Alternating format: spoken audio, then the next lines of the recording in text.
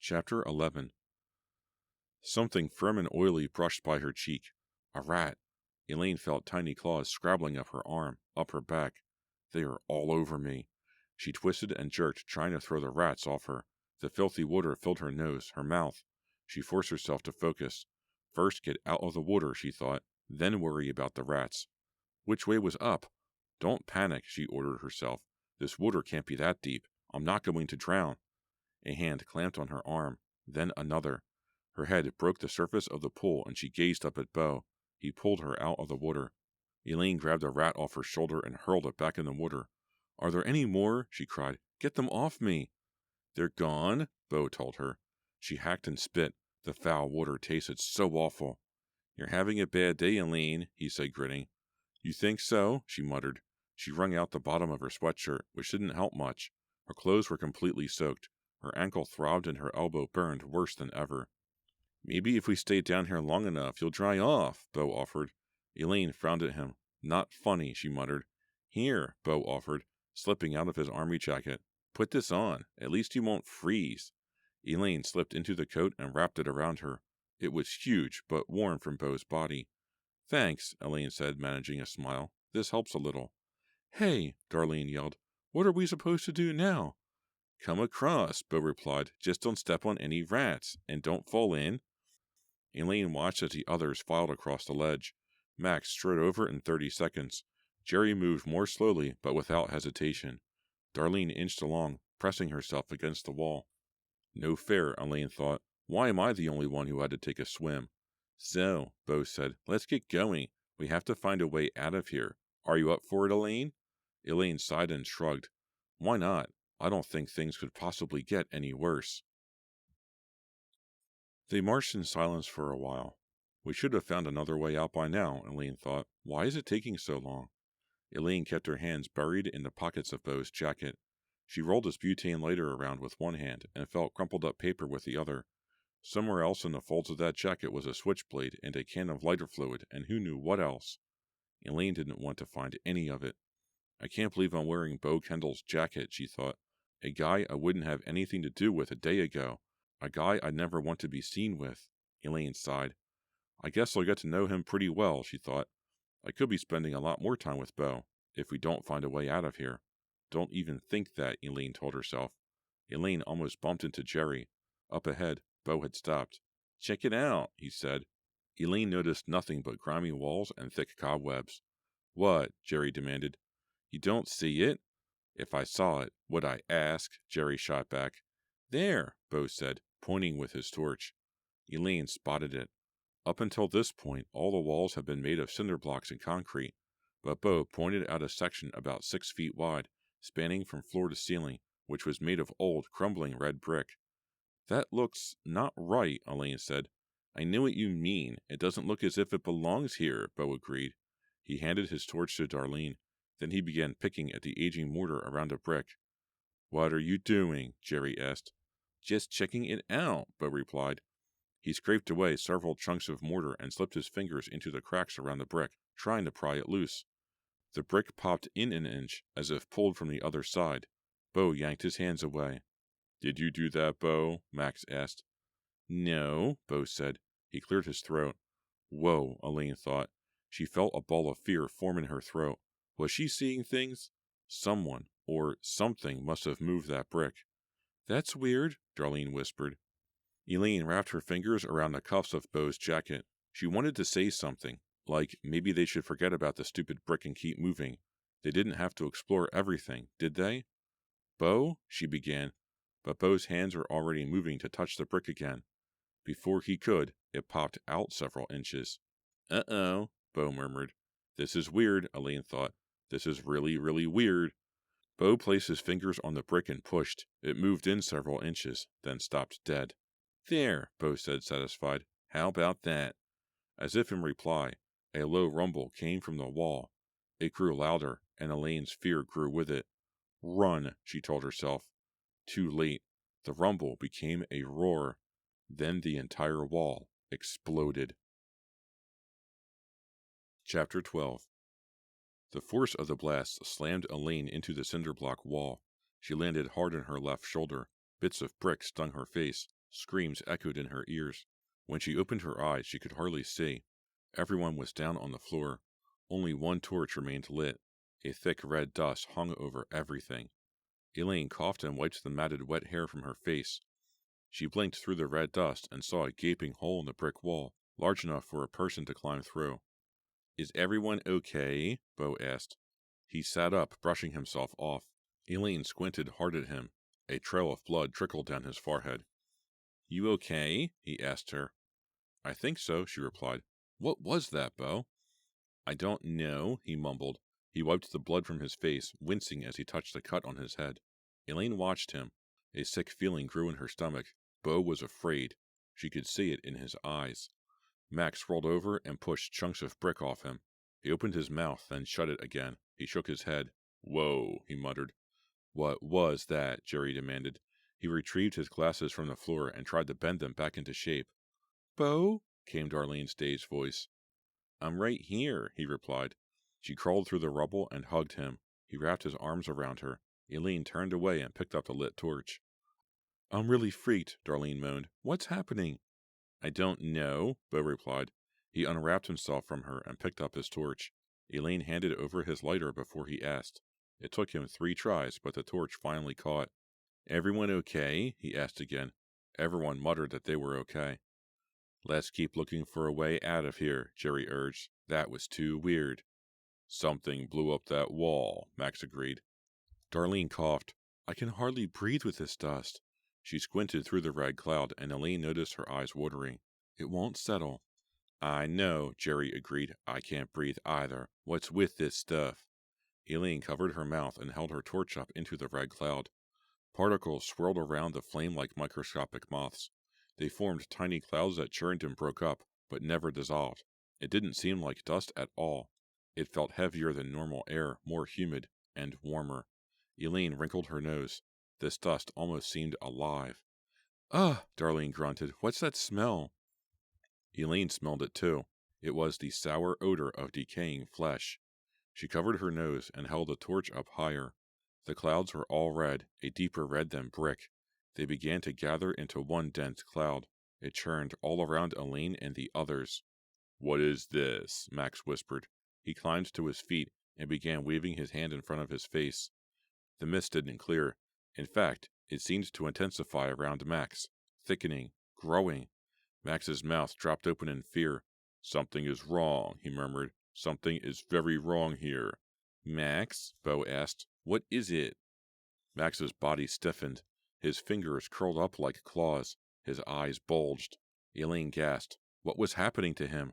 "Max?" Bo started, but his words were cut off by Max's scream. Max howled again as the red mist lifted his body off the ground. Chapter 13. Elaine stared in horror at Max. He floated 3 feet off the ground. The red cloud swirled around him like a tornado. His body twisted and turned inside it. Max's left arm snapped up so hard that his shoulder socket popped. Elaine stifled a scream as his right arm was yanked behind his back. The red mist moved with Max as he squirmed. "Max!" Bo shrieked. He leaped into the cloud and grabbed for Max's legs. Something blew Bo back against the far wall with incredible force. Elaine and Darlene cried out as Bo landed in a crumpled heap. "Please stop," Elaine prayed. "This can't be happening." She heard bones cracking. She covered her ears and screamed at the sight of Max. The red mist whirled around Max as if tightening its grip. "It can't do that," Elaine told herself. "It can't do that because it's not alive. It's just dust. It's only dust. This isn't happening." The red mist whirled faster. Max's ribs rippled under his shirt, snapping loudly, cracking and snapping. Elaine's stomach churned. She could only stare in horrified silence at what happened next. His left arm pinwheeled and broke at the elbow. It flopped wildly in the red cloud, loose inside the skin. His eyes rolled down in their sockets, turning a sick grayish white. Elaine clutched her stomach and rocked back and forth. She felt her body quaking, but she couldn't get up, couldn't run, couldn't scream. She could barely think. All she knew was that she had just watched another human being die. Then the red cloud spun away down the tunnel. It flew unnaturally fast. Propelled by no wind whatsoever, Max's body hung inside it, limp and twitching. The darkness swallowed him up. He was gone. Elaine stared after them in shock. I'm not dreaming. I'm awake, and I'm going crazy. This can't be, she whispered. This is impossible. Darlene and Jerry sat next to her among the bricks, frozen, but Bo stumbled to his feet. With an angry roar, he ran after the red cloud. Bo, no! Elaine cried. She forced herself to stand on her good foot, but it was too late to stop him. Bo plunged deeper into the labyrinth to save his friend. The light of his torch disappeared into the dark tunnel. A lump formed in Elaine's throat. Would she ever see Bo again? Would the strange mist do the same thing to him that it did to Max? We have to get out of here, came Jerry's quivering voice from behind her. We've just got to try and go back past the water again. At least we know how to get back there, and we'll be going in the opposite direction of that thing. His words snapped Elaine's attention back to their situation. We can't leave without Bo, she declared. We have to go after him. No, we have to leave. Jerry fumbled on the ground for a torch but couldn't find one. He tried to snatch Elaine's, but she pulled it away. Give it to me, he ordered. Now. No way, Jerry, she replied, backing away. We can't leave Bo. We need to get out of here, he screamed. Right now. Right now. We can't go back into who knows what. Do you understand that, Elaine? Come on, Jerry. Let's go. She can stay here. We gotta go, Darlene cried. We need the torch, Jerry pointed out. Darlene's eyes narrowed on Elaine. The torch is coming with us, whether you are or not. Elaine stared at her in surprise. Was Darlene really that scared? Scared enough to run away and leave Bo behind? I guess she's not so tough after all, Elaine thought. No way, Elaine told her. She held the torch away from Darlene. Elaine, think about it, Jerry pleaded. If we don't leave now, we're dead. What about Bo and Max? She asked. They're dead already, Jerry roared. Something came out of that hole and grabbed Max, and is coming for us while you're sitting here with a stupid torch. Come on. Elaine paused, listening. She heard nothing down the corridor. Where was Bo? Had the red mist swallowed him up? Darlene took a step forward. Her hands were balled into fists. Elaine pictured Max hanging in the mist, coming apart right before her eyes. Coming apart. She had to focus. Be strong. Stop, Darlene, she warned. What are you going to do? Darlene taunted. You can't take both of us. Give us the torch, Elaine. Now. Elaine glanced at the torch. The flame was dying fast, and if it died, they would be stuck in the dark. There is no way to light another one without Bo. He had the lighter. Darlene advanced. Elaine hated to admit it to herself, but Darlene's demands made sense.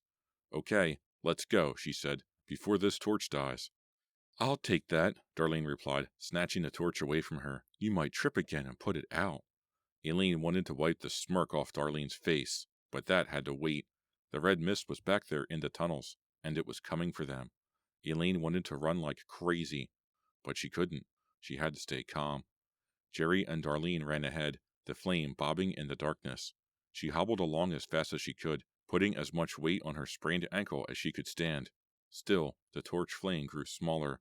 A swell of panic hit Elaine. She couldn't keep up with them. Her ankle was too swollen. Wait for me, she called. The torch winked out as Darlene and Jerry turned a corner.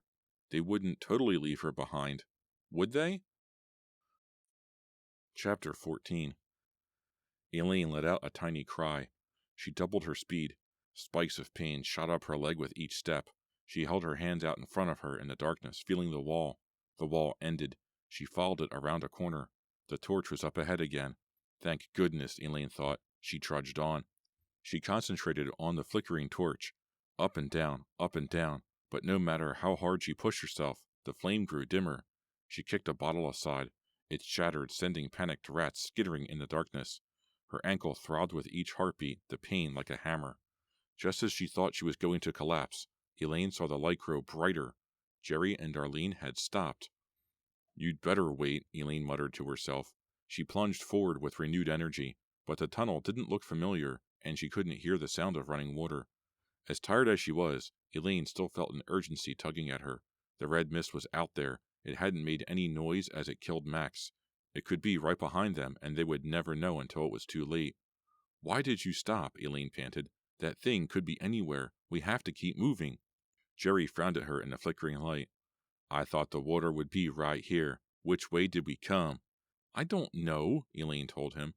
She stared into Jerry's frightened eyes. I don't know how to get back to the water. We can't get out, Darlene moaned. We can't get out. Elaine felt annoyed. Why was Darlene falling apart now? We have to keep moving before that red mist finds us. There's nowhere to go, Darlene snapped. We'll get even more lost if we keep walking. We're already totally lost, Elaine snapped. Rage filled her. After all the threats to get the torch away from her, after nearly leaving her behind, Darlene was giving up already? Give me that torch, Elaine ordered. She snatched it away from Darlene. Hey, Darlene protested. Who made you queen? Shut up and listen, Elaine snapped. I'm scared too, but we can't just sit here and let that thing find us. We have to think.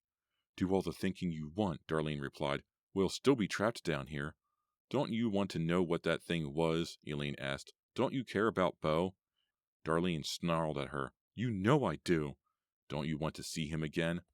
Darlene seemed on the verge of tears, but she blinked them away. He's probably dead, she replied. Maybe not, Elaine argued, but you have no way of knowing. So, what are you saying? Jerry demanded. You think we should turn around and go after Beau? You think we should go looking for that thing? Elaine didn't answer. Did she want to go back? The thought of the red mist terrified her. What do you think? Elaine asked Jerry. He sighed. I think we should just keep going forward. Even if we don't find the water, we'll probably find some exit eventually. Okay, Darlene? He added. Darlene nodded. Then let's go, Elaine said. But take it slow. I can't run. We know, Darlene muttered under her breath. They marched forward, turning with the corridor, passing through several empty chambers. None of them looked familiar. The torch died a little bit more with each turn. Soon they would be in total darkness. Then what? Elaine couldn't let herself think about it. She limped on, her breath ragged. They turned another corner. A lumpy, decayed body lay on the ground before them. Chapter 15. Elaine screamed. She jumped away from the foul-smelling corpse. A trio of rats pawed at it, nibbling and squeaking. Elaine's stomach pitched. It's a body, Darlene cried. It must be Max. Or Beau, Jerry said softly. Darlene rushed forward, pushing past Elaine. Hey, Elaine cried. She stumbled to the side, and her bad ankle gave out. As Elaine fell, the torch flew from her hand. She watched it smash into the wall, watched it bounce off and land on the concrete floor. The torch sputtered and went out. Blackness surrounded them. Elaine tried to stifle her moans. Dark. It was pitch dark. She felt as if the walls were pressing in on her. So dark. She heard Jerry's ragged breathing next to her. Heard Darlene cursing. I have to calm down, Elaine told herself. I have to think. But it was so dark. All her childhood fears came rushing back to her. Did you see who it was? Elaine asked. I couldn't tell, Darlene told her.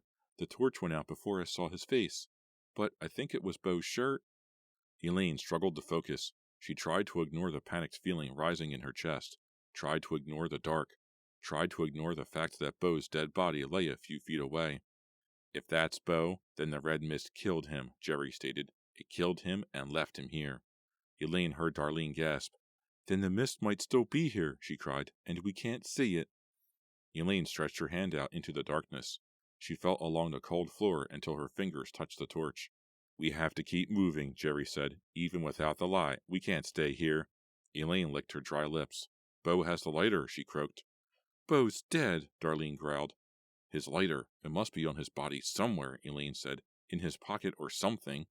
There was a short silence. I'm not looking for it, Jerry declared.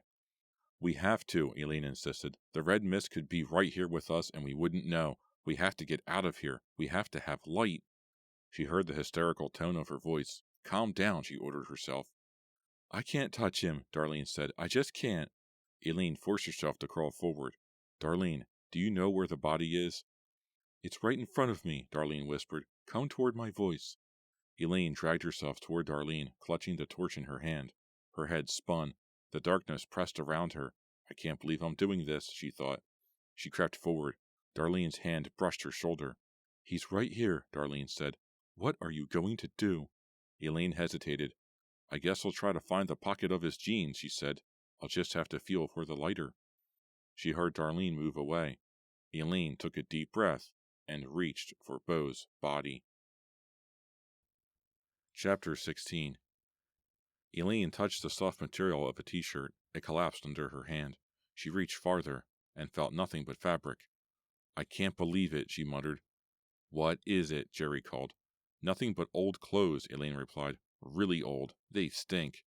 "It's not Bo?" Darlene asked. She let out a relieved sigh. "Then where is he?" "Who knows?" Jerry replied. "But we have to find him. He has the lighter." "Then let's go," Darlene said. "Go where?" Elaine replied. She was surprised how calm she sounded. "We still can't see." "I can see," Darlene whispered, her voice trembling. Elaine peered into the darkness. Darlene was right. There was light now, a tiny hint of dim light. It shone on the wall of the tunnel.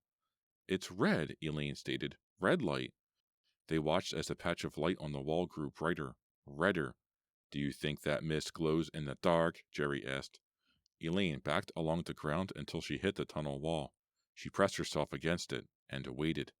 Suddenly, the red glow grew brighter. It flickered, like a torch flame. Bo pounded out of the darkness, sprinting around a bend in the tunnel. The torch danced in one hand. In the other, he held his switchblade. His eyes looked wild. His clothes were stained almost black. He was covered in blood. Elaine felt her own blood drain from her face. Her mouth fell open. What happened to him? Bo leaped over the mound of old clothes and came to a halt so sudden that he almost fell. Darlene charged into him and wrapped her arms around him. "Oh, Bo," she wailed. "I can't believe it's you. You're alive. You're—" She backed away in disgust. "You're bleeding." "Are you okay?" Elaine demanded. "It's not my blood," he panted. "Then whose?" Jerry began. Bo swallowed hard between breaths. "Max's." "What happened?" Jerry asked. "You saw it. It got him. I don't know. Whatever that thing was we let out, it got him." Bo's face crumpled. Elaine felt a pang of sadness as she watched him. Bo was no longer a thug with a bad attitude. He was terrified. He had just watched the death of his best friend. "I can't take any more of this," she thought. "We can't hold it together for much longer." The intensity of Bo's voice brought her back to reality.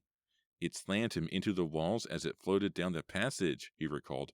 "Over and over. I got hold of Max's legs and it dragged me too. Then I felt it taking hold of me. I felt this thing actually grabbing my arms. I had to let go of him. Then Max stopped screaming, and I couldn't keep up with it anymore." "Oh, Bo," Darlene moaned. "He's dead," Bo said. "And that thing killed him?" Nobody spoke. Elaine stared at the torch and felt her breathing return to normal. She could see again. Even with darkness all around them, she relaxed. As long as there was light, she could think. "This can't be happening," Darlene said. "Well, guess what, Dar?" Bo growled. "It is, and we better figure something out fast, because whatever killed Max is going to come for us next." Chapter 17. They made new torches. Bo used the pile of old clothes, and the new torches burned better than the first batch. This time, Elaine made sure they all had torches. She wasn't fighting over them anymore. When Bo finished, he shook his lighter fluid can. "Empty," he declared, tossing it aside. "Which means no more torches after this." "Oh no," Elaine thought. "I can't take the dark again. I'll die if I'm trapped in the dark again." "Then we better get moving," she said. No one disagreed. "That's the first thing we've agreed on all day," Elaine thought with a grim smile. "I saw a passage I think will lead us back to the water," Bo told them. "Come on." They walked quickly. No one spoke. Elaine tried not to think about the red mist, but she couldn't get the memory of Max out of her head. That thing killed him. It was mist, nothing more. But it was alive. She could have sworn that it breathed. How could a cloud breathe? The same way a cloud could pick up Max and crush the life out of him. What was it? A real-life monster? Some kind of ghost? "I know we released it," she thought. "It must have been trapped behind that wall for a long time, waiting. And Bo moved that brick just enough to let it punch through." Elaine blinked the thoughts away and concentrated on where they were headed. The tunnel spun off left and right, backward and forward. The only direction she could be sure of was up. "And there's no way up," she thought. "I'm trapped down here, and I'll probably die down here." She gritted her teeth. She couldn't think like that. She couldn't give up hope. They had to get out. No choice, no excuses. They had to live. But the tunnels went on and on and on. "I wonder what's above us," Jerry panted. "The ceiling," Darlene replied. I'm serious, Jerry said.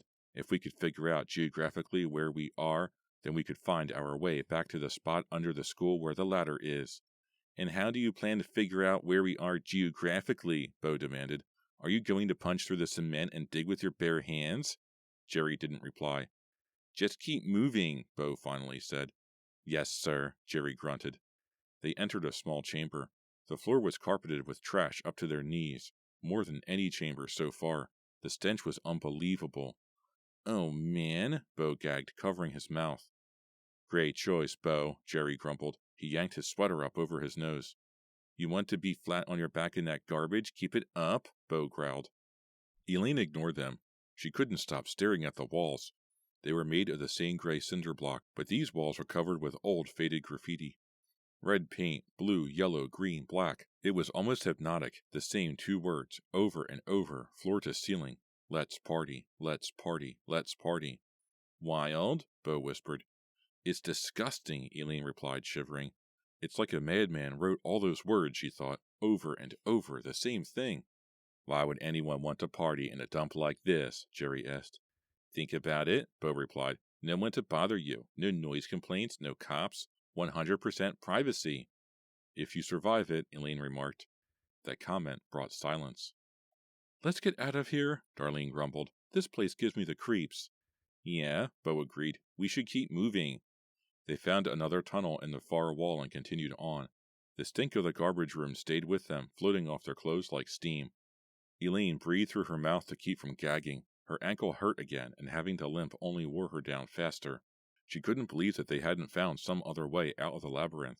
The ladder under the auditorium couldn't be the only entrance. There had to be another way out.